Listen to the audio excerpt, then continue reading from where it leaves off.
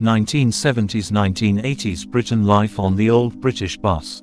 Hello guys. Today, we're taking you back to a Britain your parents and grandparents once knew. A time when life moved more slowly, when journeys were shared, and when a bus was more than just transport. In the 1970s and 1980s, British buses were part of everyday life. They carried workers, schoolchildren, shoppers, and pensioners. And in many ways, they carried the soul of the nation. In this documentary, we'll explore what old British buses were really like, how people traveled, who the bus conductors were, and why these buses still live on in Britain's collective memory. So come with us, as Retro Britannia turns back the clock. During the 1970s and 1980s, Britain's streets were dominated by double-decker buses. They were bold red in color, built from heavy steel, noisy, powerful, and dependable. These buses weren't designed for speed or luxury. They were built to last, and many of them served the public for decades. To many people, they were as familiar as the streets themselves. One of the most iconic features of old British buses was the bus conductor. The conductor walked the aisles with a ticket machine, carried coins and paper tickets, called out stops in a firm, friendly voice. Tickets please. They weren't just there to collect fares. They helped elderly passengers, looked out for children, and often knew regular travelers by name. Being a conductor was a respected, responsible job. Inside, buses were simple and practical. Wooden or hard plastic seats. Foggy windows on cold mornings. The hum of the engine below. Upstairs was quieter, a favorite spot for schoolchildren and regular commuters.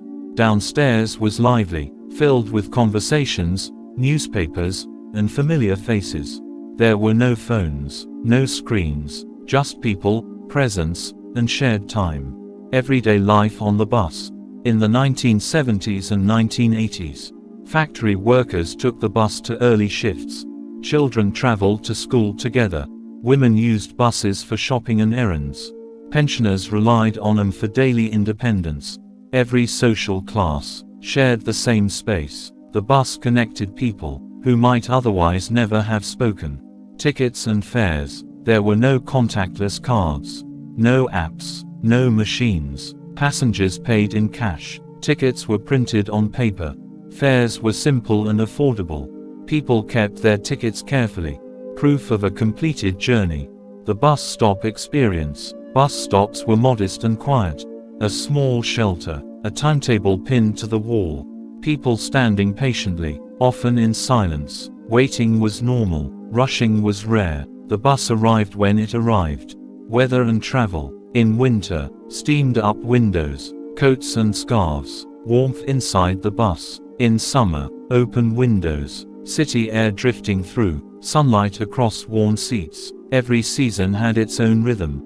On the bus, community on wheels. For many, the same passengers appeared every day.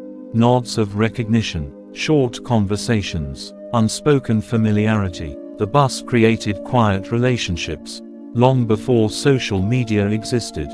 Then and now, today's buses are faster, cleaner, and more efficient. But something has changed. People look at screens, not faces. Journeys are shorter, but lonelier. In the past, the bus was slower, but people were closer. Old British buses were more than vehicles. They were part of family history.